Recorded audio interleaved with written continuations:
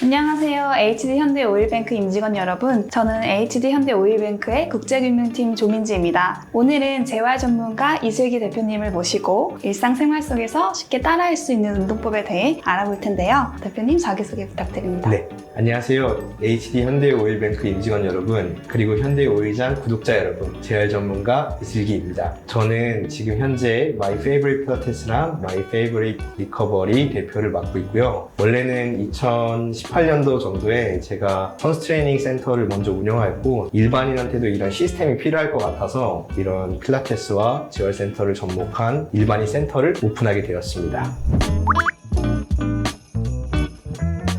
저희 점심 식사 후에 회사 근처에서 산책을 하는 임직원들이 많아요. 네. 저도 하고 있고. 근데 이때 효과를 높이기 위해서 좀 알려주실 수 있는 꿀팁이나 주의사항 이런 것 좀 있을까요? 제가 생각했을 때는 운동에는 목적이 있어야 된다고 생각을 해요. 대부분의 직장분들 같은 경우에는 식사를 하고 아무 생각 없이 걸어 다니시거든요. 근데 이때 심박수가 정말 중요합니다. 목표에 맞는 심박수에 맞게 움직임을 갖는 게 제일 중요한데, 다이어트를 원하시는 분들은 125에서 135 사이를 왔다 갔다 해야 가장 체지방 연소가 빨리 됩니다.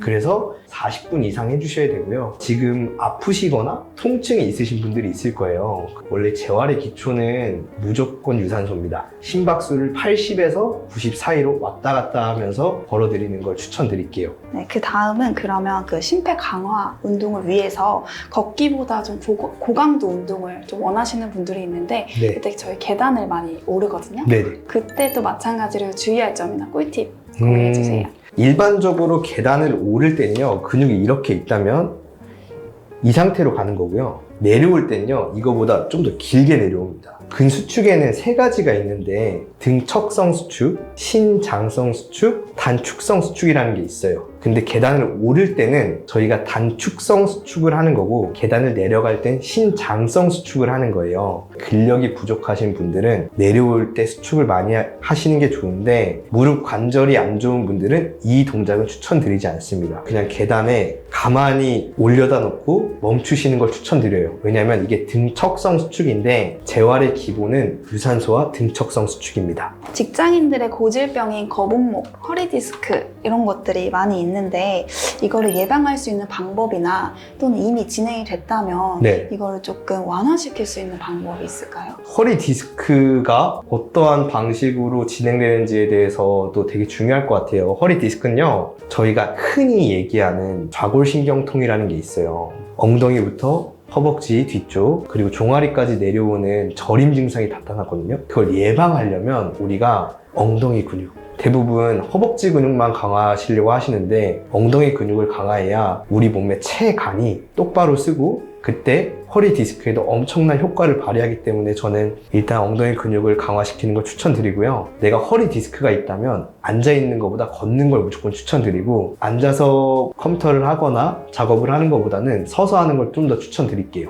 회사원이고 컴퓨터를 많이 하는 직업이라면 누구나 거북목을 가지고 있을 텐데요. 거북목이 생기면 목뿐만 아니라 어깨 관절에 엄청나게 큰 영향을 미칩니다. 우리가 거북목이 생기면 목의 통증을 느낀다고 생각하지만 대부분 견갑골, 날개뼈에 붙어 있는 그 근육근들이 엄청나게 타이트해지고요. 긴장 정도가 심해져서 어깨 쪽에 통증이 있는지 목 쪽에 통증이 있는지 분간이 안 될 정도로 왔다 갔다 하게 되는데, 이때 문제점이 뭐냐면 견갑거근이라는 근육이 있어요. 날개뼈에서 시작해서 저희 머리 뒤통수까지 들어오게 되는 근육인데, 이 근육 때문에 두통 같은 게 발현되고요. 후두하근이라는 근육이 있어요. 뒤통수를 만지다 보면 천천히 내려가시다 보면 움푹 들어가 있는 데가 있거든요. 여기서 눈을 감고 좌우로 움직이시다 보면 이 근육이 느껴져요. 이 후두하근을 마사지를 많이 해주셔야 편두통이나 눈의 침침함을 없앨 수 있습니다.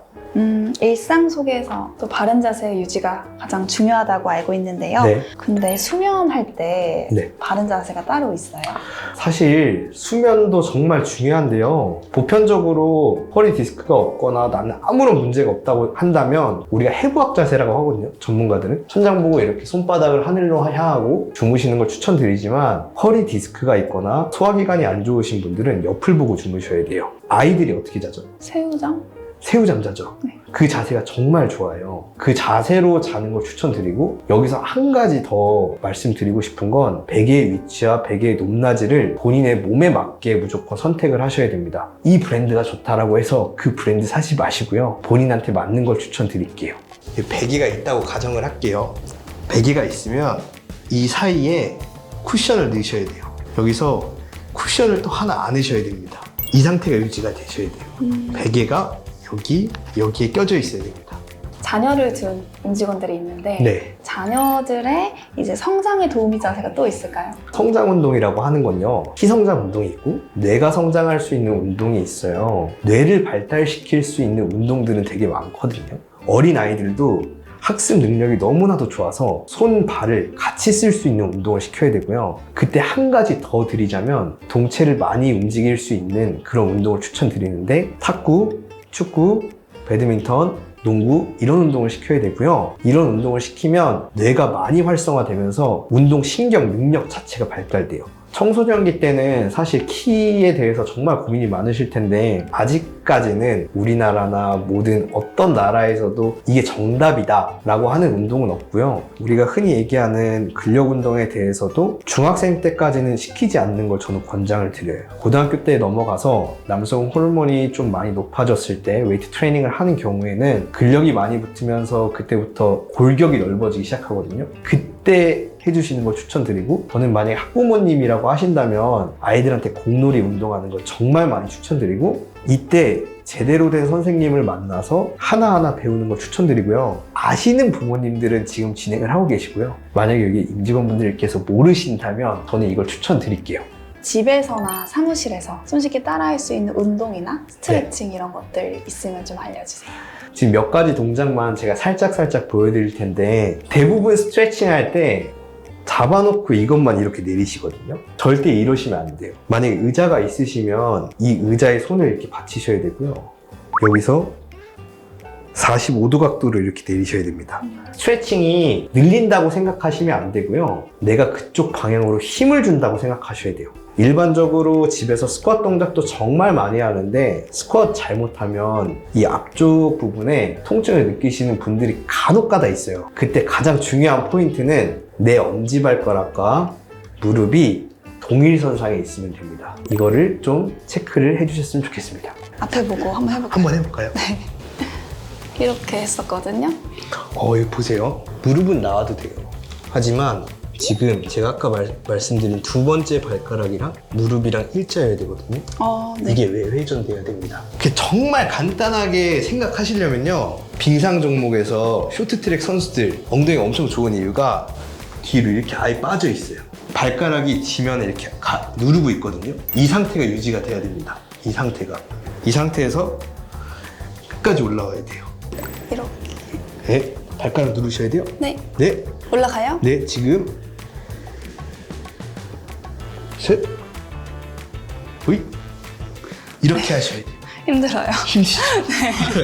다음으로 또 이제 네. 운전을 하면서 출퇴근하는 직장인들도 있잖아요. 네네. 차에서도 할 수 있는 간단한 것들이 있을까요? 사실 저희가 가장 피로도를 많이 느끼는 건 운전을 한 손으로 하든 양손으로 하든 상부 승모근 쪽에 정말 많은 스트레스를 많이 받게 돼요. 한 손을 놓고 신호가 걸렸을 때 이렇게 내리고, 두 번째 이렇게 내리고, 반대편도 해주셔야 되고요. 앞쪽에도 목 근육이 있거든요.